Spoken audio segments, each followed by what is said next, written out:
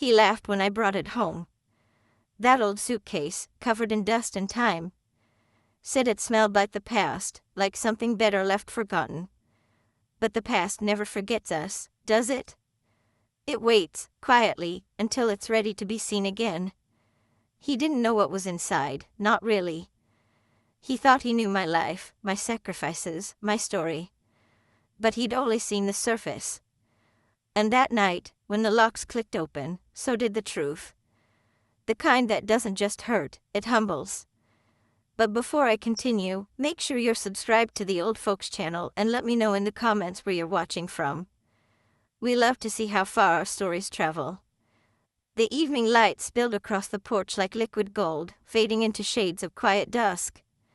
The old woman stepped out of the taxi, holding a faded brown suitcase against her chest, the kind that looked like it had seen 100 train stations and 1,000 memories. Her son, Daniel, opened the door, half smiling, half confused.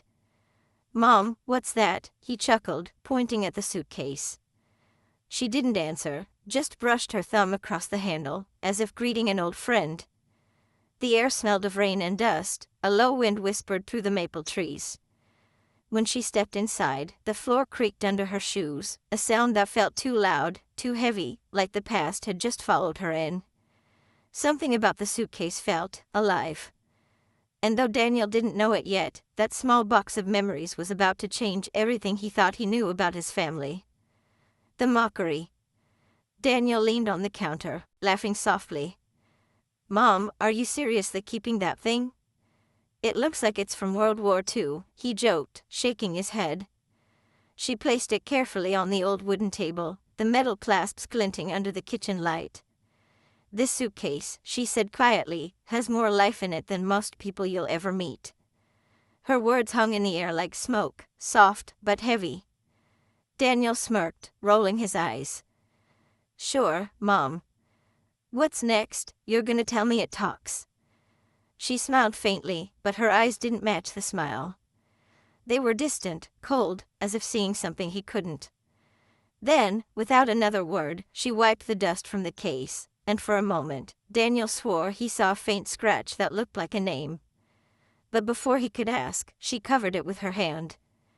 "Some things," she whispered, "don't like being remembered." The unopened past. Later that night, Daniel passed by the living room. His mother sat alone, the lamp throwing long shadows across her face. The suitcase rested beside her chair, untouched, yet it seemed to watch the room, its locks glimmering faintly under the dim light. She was staring at it, whispering something under her breath, too soft to hear, too strange to ignore. "Mom," he said quietly.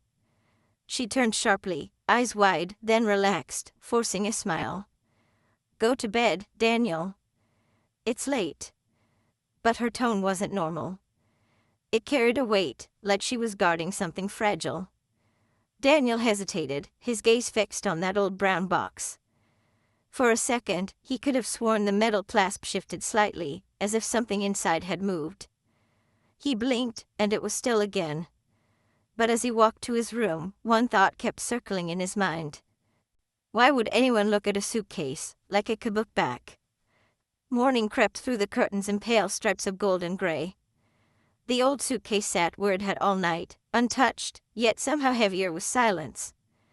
Daniel found himself staring at it again while pouring coffee, unable to explain the pull it had on him. He remembered being a boy, seeing that same suitcase once before, hidden behind a locked closet door. His mother used to tell him to stay away from it, saying, "That's where the ghosts sleep." Back then, he laughed it off. But now, those words felt too serious to ignore. He took a sip of coffee and glanced at her reading the newspaper, pretending everything was fine. But her hands trembled slightly as she turned the page, and he knew she was pretending. What kind of ghost needed a suitcase? The photograph. When his mother went to the garden, Daniel's curiosity won. He slowly approached the suitcase, every footstep sounding too loud in the quiet house. The leather was cracked, the edges worn smooth by time. He traced his fingers across the surface and felt something catch, a small tear in the lining. He pulled gently, and out slipped a black and white photograph. It showed a younger version of his mother standing beside a man he didn't recognize, tall, smiling, with his arm around her. On the back, written in faded ink, were the words, "For when he's old enough to understand." Daniel's chest tightened. Old enough for what? He heard the back door creak, his mother returning, and quickly slid the photo back inside. But his hands wouldn't stop shaking. The confrontation. That evening, the house filled with the smell of stew, but Daniel couldn't taste a thing. He watched her closely as they ate, the calmness, the practiced smiles, the way her eyes avoided his. Finally, he said quietly, "Who was the man in the photo, Mom?" The spoon stopped halfway to her mouth. A long silence followed. Then, she lowered the spoon slowly and said, "It's better you don't ask questions that hurt." Her tone was sharp, too sharp for such gentle words. Daniel leaned back, uneasy. The wind outside howled softly, pressing against the windows. She stood, took her bowl to the sink, and whispered almost to herself, "Some doors, once opened, never close again." And Daniel realized she wasn't talking about the suitcase anymore. 2 days later, Daniel's wife, Claire, came home from work, cheerful and unaware of the tension growing in the house. At dinner, she noticed the suitcase sitting in the corner and laughed. "Still keeping that old thing, Mom? Looks like something from a horror movie." Daniel tried to hide his unease, forcing a chuckle. His mother smiled politely, her fork tapping softly against her plate. "Some things age, others wait."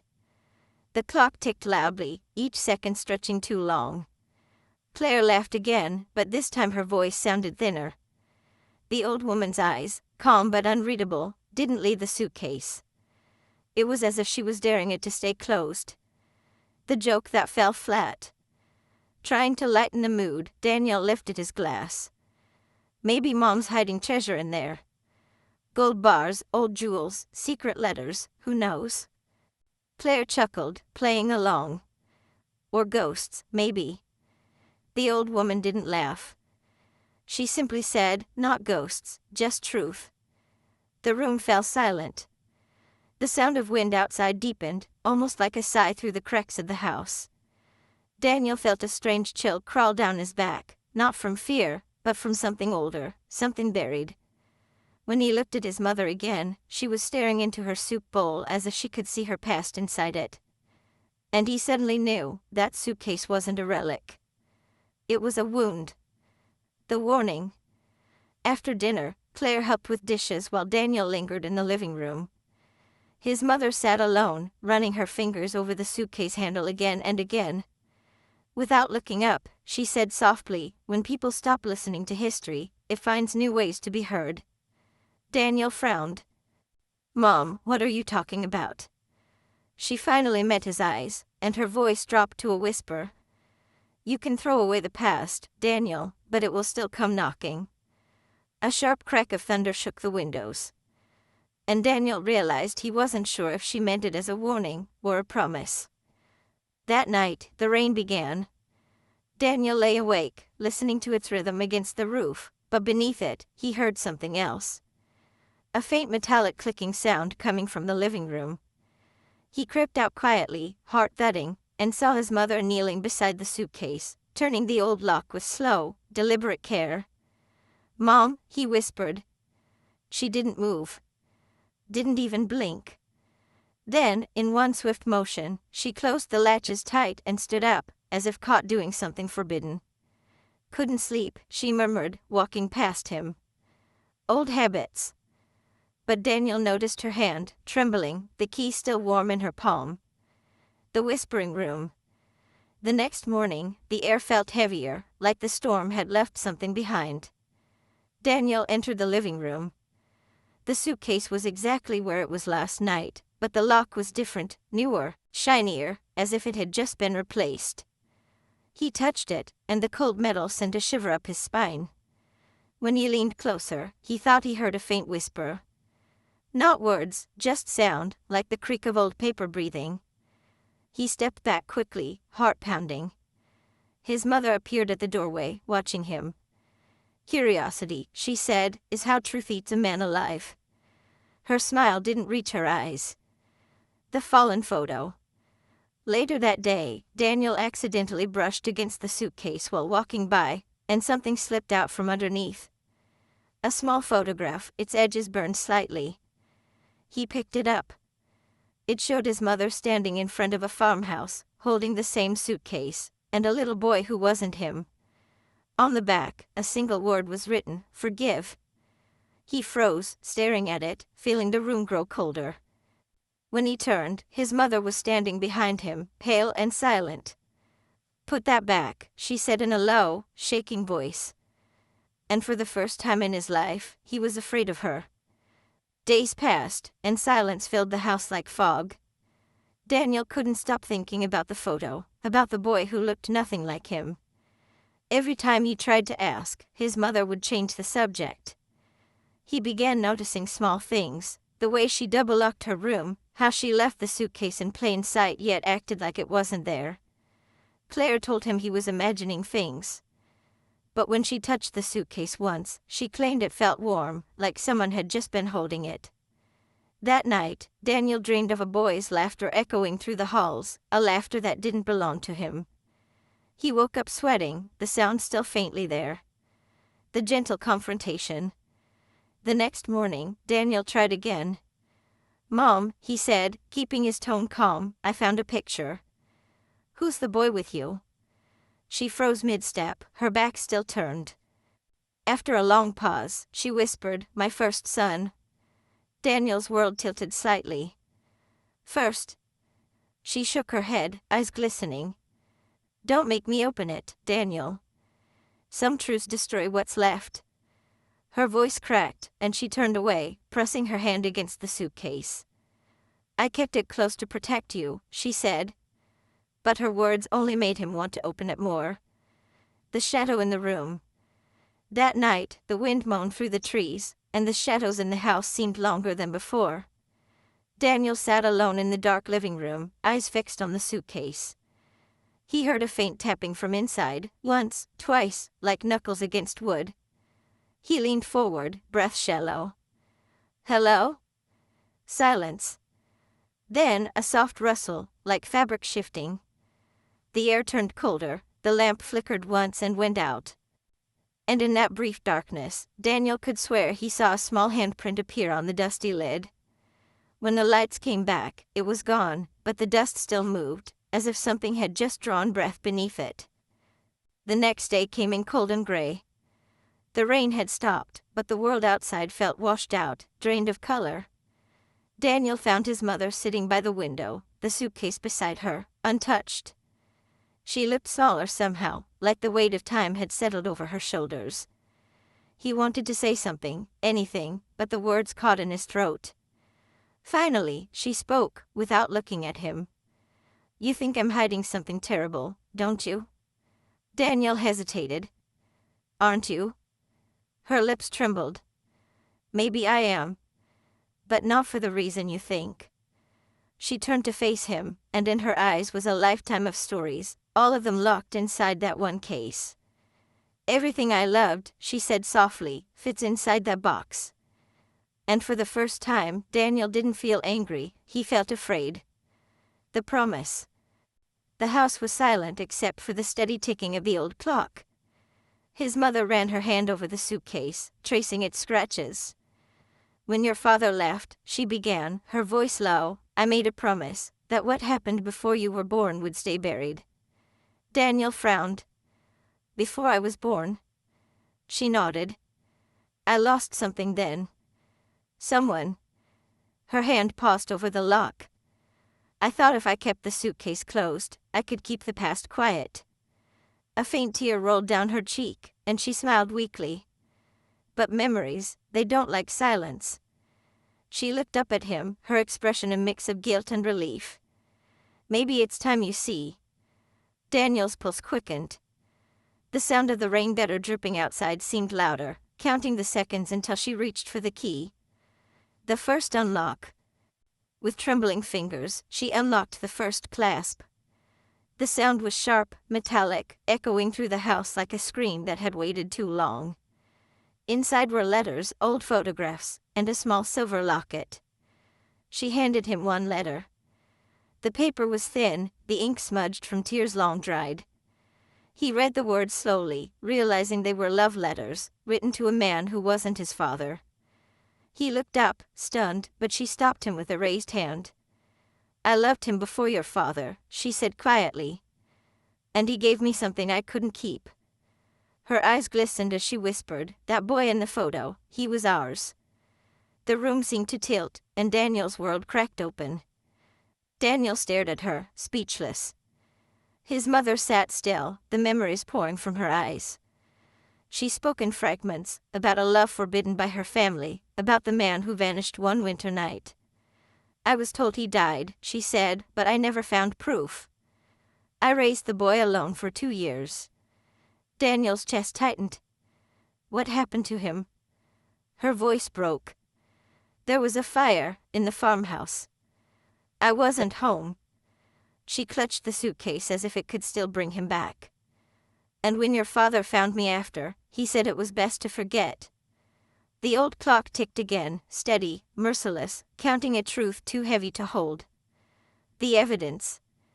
Daniel opened another envelope, brittle, yellowed, containing legal documents and newspaper clippings. One headline read, "Farmhouse fire claims child's life, mother missing." His hand shook. The name listed under mother was his mother's maiden name. "Mom, you were reported dead," he whispered. She nodded slowly. "I wanted it that way." He looked at her, eyes wide. "You faked your death?" She nodded again. "To survive. To start over." The air thickened.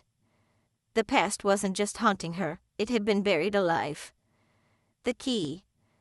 At the bottom of the suitcase lay a small brass key, tarnished but beautiful. "What's that for?" Daniel asked.